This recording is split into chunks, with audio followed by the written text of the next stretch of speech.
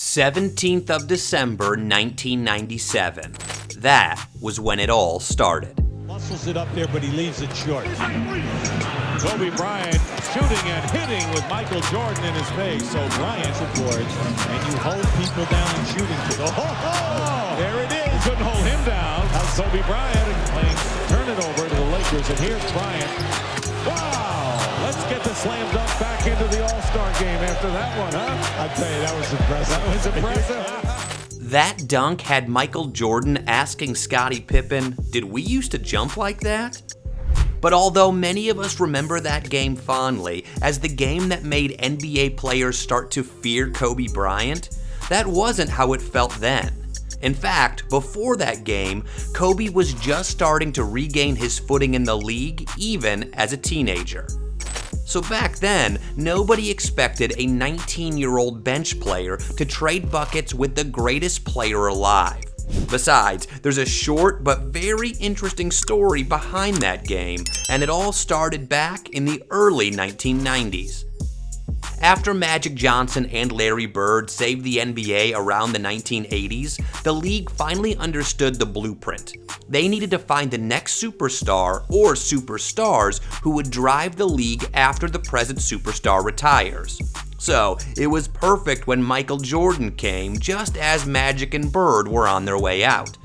But once Jordan transformed basketball, almost every explosive young wing with a scoring game, a big vertical, or even the slightest resemblance to him was labeled the next Michael Jordan. One of them was Harold Miner, who was called Baby Jordan for his athleticism and winning 2 slam dunk contests. Then there was Grant Hill, who looked like the complete package until it became clear that he just wasn't. The problem was that Jordan had made the comparison almost impossible to live up to.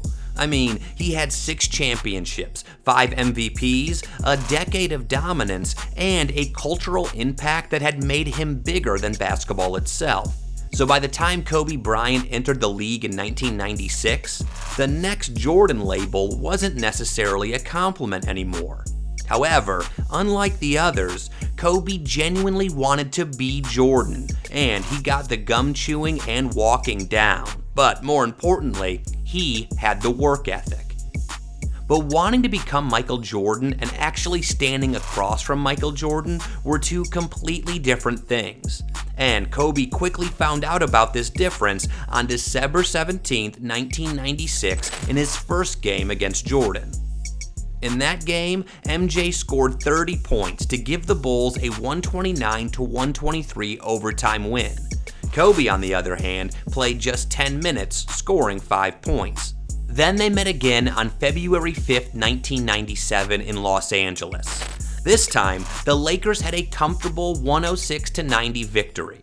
Jordan still scored 27 points, but Kobe was only a rookie who played 13 minutes and scored 5 points. So after 2 meetings, the numbers told a pretty simple story. Michael Jordan was the GOAT, and Kobe was a kid. So the league wasn't sure if Kobe could be the next superstar or not, but they would soon find out. The moment that changed how people viewed Kobe came in the 1997 playoffs. The Lakers were facing Utah in Game 5 of the Western Conference semifinals. When the game reached its biggest moments, Del Harris trusted the teenager enough to put the ball in his hands. But unfortunately, Kobe could only shoot airballs, 4 to be precise, including the final possessions of the game. The Lakers lost, and the image of Kobe took a huge hit after this.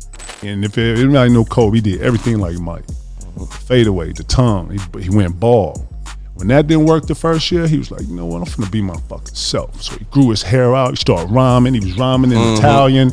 But as I said earlier, one of the things that separated Kobe from other unsuccessful wannabe Jordans is that he had the work ethic. So, after those airballs, he went straight to the gym. When he shot them airballs, when he got back to LA, the nigga went straight to the gym. And then started shooting. He went straight to the gym and got better. Now, having worked on his shooting and now rhyming in Italian, Kobe was ready to go again. The Lakers coach then, Del Harris, continued using him primarily as a sixth man, with Eddie Jones and other veterans ahead of him. But the Utah game hadn't changed Kobe's opinion of himself. If anything, it seemed to make him even more determined.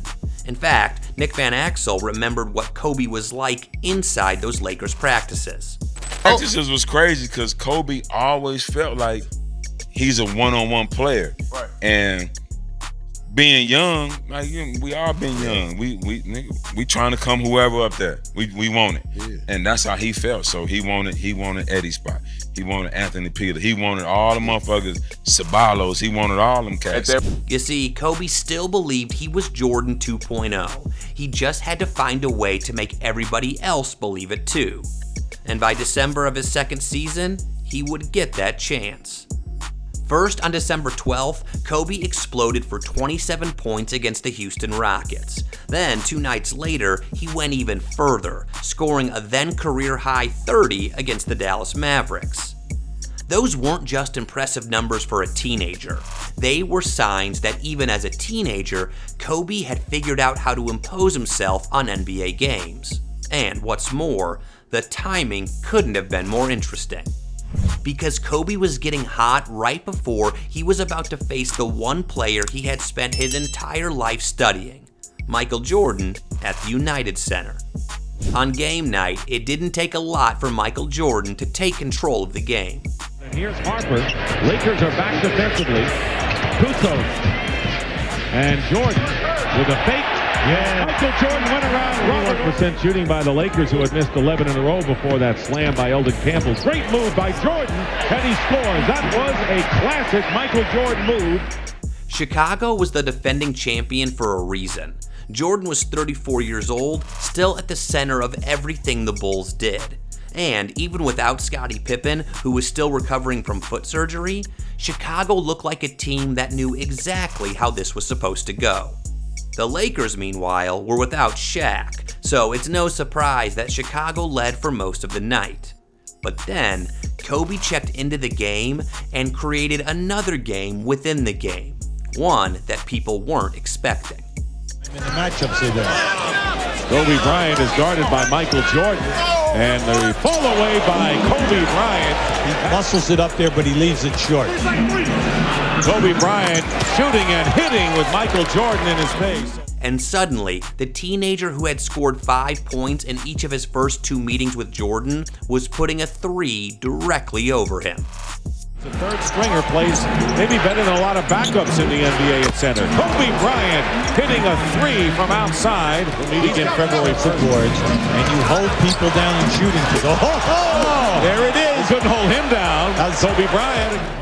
Kobe got out in transition with Jordan chasing him down the floor, and the kid finished above the rim with the kind of explosiveness that had made the Jordan comparisons inevitable in the first place. Before people knew what was happening, Kobe was trading buckets with the GOAT. Fisher inside, fall away by Kobe Bryant. Is there anything he can't do anywhere on the floor? That was such a difficult shot because he's coming off a baseline screen. And then, now watch Michael. Michael's right on him now. Now this is just a quick move. Michael's right up in his face. Nothing but net. Kobe wasn't simply having a hot night against some random defender. He was 19 years old, coming off the bench, and attacking Michael Jordan with the exact kind of confidence that had made Jordan famous in the first place. And then came the play that apparently caught even Jordan off guard. Turn it over to the Lakers, and here's Bryant.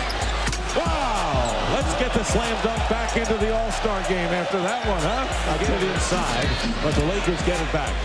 Here is Kobe Bryant with a reverse layup. He also on the bench after establishing a career high of 23. Jordan was sitting on the bench when Kobe exploded toward the basket and threw down this dunk. Then, in the footage, you can see Jordan reacting to what he just watched. We would later find out that he asked Scottie Pippen, "Did we used to jump like that?" To which Pippen replied, "I think we did, but it's so long ago, I can't remember it." That's how impressed Michael Jordan was. But the dunk wasn't the only reason Jordan was impressed. Kobe finished the night with 33 points on 12 of 20 shooting, making 3 of his 5 3-point attempts in only 29 minutes. Jordan finished with 36 points on 12 of 22 shooting.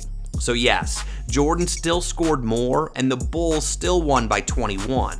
But that's exactly what made the performance so significant. Kobe didn't beat Jordan, but he had shown that he wasn't afraid of him. And Jordan noticed. After the game, Jordan was asked what he thought of the young Lakers guard. Your evaluation of the young fella, Kobe? I remember I was young like that. He certainly has a lot of skills, and you see that, and he's got a lot of confidence, and I think it's just a matter of time for him. You realize how good he is. He's actually in his second year of college, and certainly he's learned a lot. He's in a top league, actually, and he's certainly going to learn a lot more. He's going to be a lot better if he keeps improving. Coming from almost anybody else, that would have been a nice compliment. But coming from Michael Jordan, it was so much more. But here's the thing about Kobe and his commitment to greatness. Even while he was competing with MJ, he was still humble enough to ask for advice during the game. Oh yeah, he asked me one question when we were down, been down at half court, and he wanted to know how, when I turn around on my jump shot, how to lock the defense or how to feel the defense. I told him you should feel the defense with your legs. Once you feel the defense with your leg, you more or less got to feel where the defense is, and you can take advantage of that. The fact that Kobe wasn't intimidated enough to avoid challenging Jordan, but he was humble enough to ask Jordan how to get better while they were going at it, says a lot about Kobe's mindset. And that mindset also fueled the aftermath of that game. You don't have a problem giving away trade secrets during a game? Not at all. It's just a matter of, I think that enhances his basketball skill, and, someone did that for me, and certainly I'm not against giving him any kind of, hints about his game if he asks. I'm certainly not going to, come out and try to, give him too much information. The kid, he's learned a lot in a short amount of time he's been in the league, and believe me, he's going to continue to learn. Over the next few months, Kobe's trajectory started moving much faster than anyone expected. By the 1998 All-Star Game, the 19-year-old reserve had become the youngest All-Star starter in NBA history. Now, Jordan had already seen what he could do, and that's how one of the most famous descriptions of young Kobe came to be. I don't think the boys want to take everybody one-on-one. I know, right? We talking about Kobe? Yeah. He don't let the game come to him. No, he just go out there and take it. He's gonna make his game. I'm gonna make this a one-on-one game. That quote makes the Chicago game look different in retrospect, because that was exactly what Kobe had done. He hadn't waited for the game to come to him. He had entered it, looked across at Michael Jordan, and started taking shots. And this is where the next Jordan story finally starts becoming interesting, because by this point, Kobe had already passed through the same cycle that had swallowed so many of the players before him. From Harold Miner to Jerry Stackhouse, the comparisons were everywhere because Jordan's shadow was everywhere. But after that game, Kobe had successfully separated himself from those comparisons. That's why today, people look back on that crazy game as when Kobe Bryant made NBA players fear him. Also, there are people calling that game a passing of the torch moment, which technically isn't true. Jordan still had the torch. But the significance wasn't that Kobe had taken Jordan's place. It was that, for the first time, he had given people a reason to believe he might someday be capable of doing it. And, according to Kevin Garnett, Kobe's eventual switch from number 8 to number 24 represented a symbolic step beyond Jordan's famous number 23. Now, whether that was actually Kobe's intention or not, it still fits Kobe's mentality, because Kobe didn't simply want to reach the standard which was Jordan, he wanted to find a way past it. Just months earlier, Kobe Bryant was the teenager who had airballed 4 times against Utah and left people wondering whether the next Jordan hype had gotten out of control. Now he was standing across from Jordan, attacking him without hesitation, learning from him in the middle of the game, and leaving Chicago with Jordan wondering if he used to jump like that. On December 17, 1997, the league confirmed that they had found the next Michael Jordan. while NBA players were scared of having to deal with Jordan 2.0. But if you want to see another moment that got NBA players shook, watch NBA players started to fear Steph Curry after this crazy game next.